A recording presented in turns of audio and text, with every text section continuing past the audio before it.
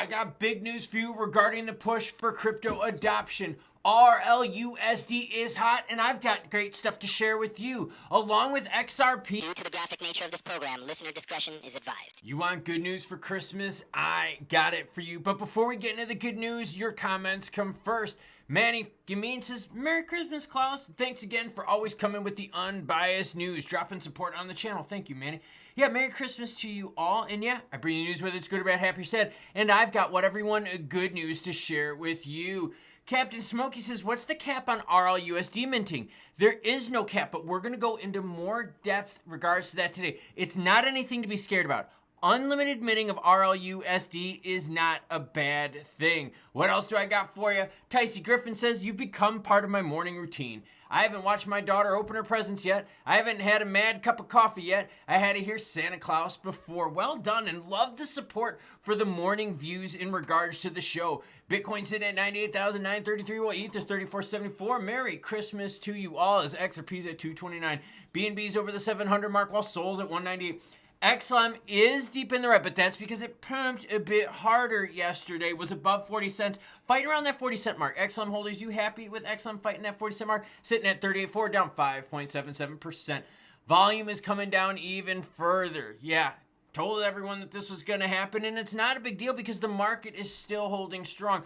We had a little bit of a rally pump from BTC yesterday, lowercase p. The rest of the alts did pretty good from that action, but it's still BTC dominance overall.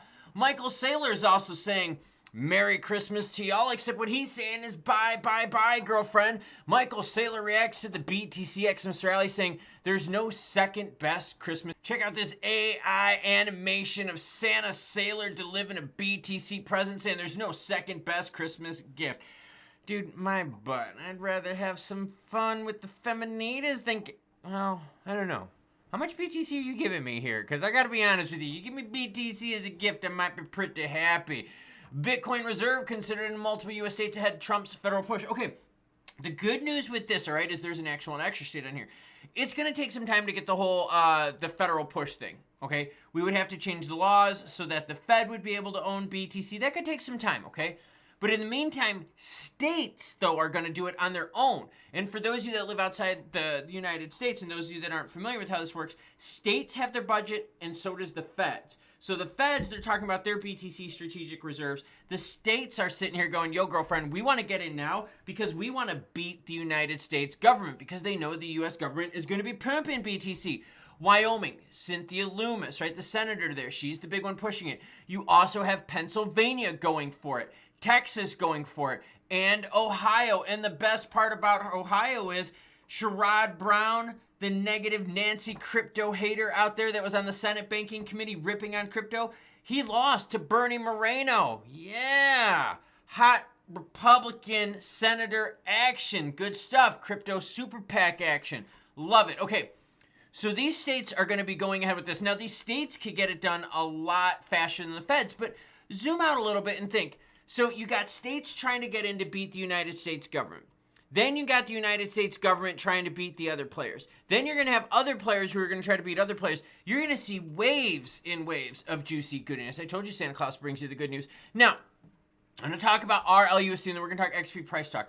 Ripple floods the market with RLUSD. Whale transfers 30 million to Coinbase. Okay, that's all about your question. I bring it up whether it's hot, spicy, naughty, or relevant, right? And Captain Smokey says, what's the cap on RLUSD minting? There is no cap. The cool thing is, though, is that it needs to be backed one-to-one, and that's the cool thing, okay? It's not like an algorithmic stablecoin where it's backed by weird stuff and mathematical formulas. No, this is backed one-to-one, and they have attestations regarding this. And as always, any article you see in this video, along with the other ones, will be linked in the description below. So you know how like people would be like freaking out like if a crypto had unlimited minting? Stablecoins, there's no fear of that, right? As long as you're backed one-to-one. So if you mint 1 million RLUSD, you better have 1 million worth in short-term like securities, treasuries, maybe some bonds, stuff like that. You have to have it backed by something of equal value. Ripple to launch RLUSD monthly attestations. An independent auditing firm will be tasked with creating attestations of RLUSD's reserve assets to promote transparency at Ripple. The attestations will be published monthly. All right. So if you go to ripple.com and go to their stablecoins, you can see exactly what they're talking about. You go to their white paper regarding this. This will also be linked down below. Talks about the NYDFS member, because they went through the New York State, establishes disclosure requirements and publication of monthly attestations by an independent CPA to verify the reserves backing the stablecoin. This ensures that the stablecoin reserve is accurately reported, managed, and disclosed in a transparent manner.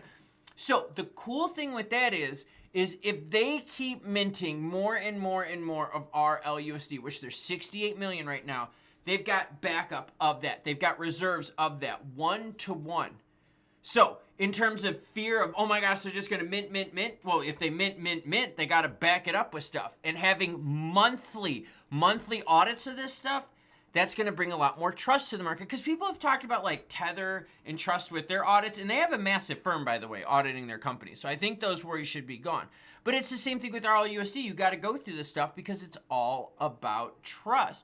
RLUSD reserve is composed of a mixture of USD and permitted cash equivalents, including but not limited to government money market funds, short-term U.S. Treasury bills held at the NYDFS approved depository institutions and custodians.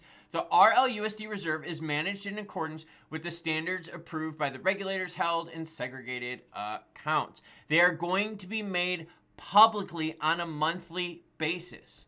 So full disclosure, you're going to get like a full look into this stuff, and I'll be able to share it with you. And the more we see minting, the more volume we see, the more trust we could see when it comes to Ripple, XRP, RLUSD, total ecosystem. Okay, right now, over the last 7 days, we're down 7% for XRP, but in the last 30 days, we're up 55%. For the year, 272%.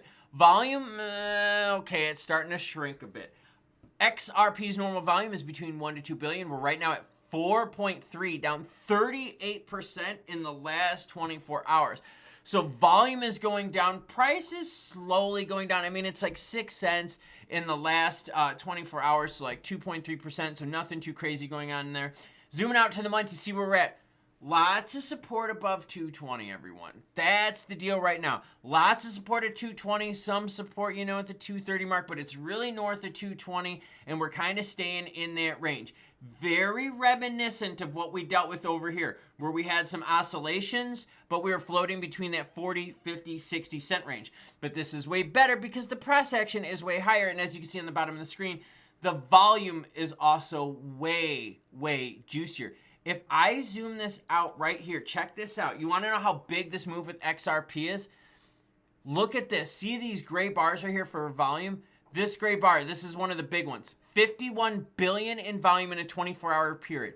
You go to some of the biggest ones in the bull run of 2022, 26 billion, 21 billion, 18 billion. And what did I tell you here? 51 billion.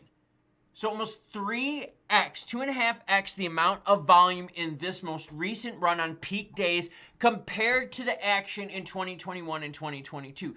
That is freaking awesome. And remember, we've got states out there trying to get into crypto. We got the Fed trying to get into crypto. We got other countries and companies trying to get into crypto. I reported already about a company putting XRP on its strategic reserve asset list. That is huge. There's going to be more that I'm going to report on, and this is going to grow come January 20th. Once the new leadership starts taking effect, you're going to see more money from the sidelines come on in. Saylor is like, yo, I've been buying the tip. No, he's not buying the dip. Dude, Saylor, I just reported on it, bought a shit ton of BTC at over 106,000 per. In fact, Saylor is buying more BTC the more expensive it gets than when it was like at 15, 20, 30,000. Keep that in mind. These players out here are thinking we got a lot of optimism left to go and that this bull run is just getting started. I get the crypto prices up on the screen while I do this outro. And what I'm really kind of shocked by right now is the variance of how cryptos have played over the last 30 days. Think of this, right? Look how different this is. Doge and Solana both down 17, 18% in the last 30 days. Meanwhile, XRP is up 54%. TRX up 29%. BTC up only 3.3%. So the market has definitely done its own thing here over the last 6 weeks, with certain players hitting earlier than others. XLM's move was super early compared to the rest of the alts in the market, but then it faded earlier too. In terms of volume, everyone right now, their volume is up higher than it has been since before the elections in November. And that's a good sign. That's a good sign that we are about a month and a half, almost 2 months deep into this, and there's still excitement, and there's still optimism, and there's still good news happening like every freaking day. And we know more good news is going to come when these new players start taking office. So, what's your risk appetite like? And can you handle some pushes down here and there over the next several weeks? Because you know it's going to happen. Jerome Powell can pee into Cheerios. We could always have a little bit of SEC drama. Let's not put it against Gare Bear to give us a little farewell gift of a little buying opportunities. Yeah, I'll share that with you if it ever happens. But the thing is this. We're happy right now. We made it to Christmas. We're above key levels. The majority of the market is in the green. In fact, like pretty much all the market is in the green year to date. So overall, 2024 has been a great year. And we're all feeling like 2025 is going to be an even better year. Because think of the first 10 and a half months of 2024. It was just a brutal beating of crypto. Well, this last month and a half is certainly not like that at all. And you've seen it reflected in the prices. Juicy action all the way around. Make sure you hit that subscribe button and notification bell. Share this content with others that are into crypto, that want news, whether it's good or bad, happy or sad. I'm Santa Claus. It's Christmas Day. It's the second video for you because I love the fans. And of course, Garmin, what time is it? Oh, Claus, it's Choo Choo Bitches time.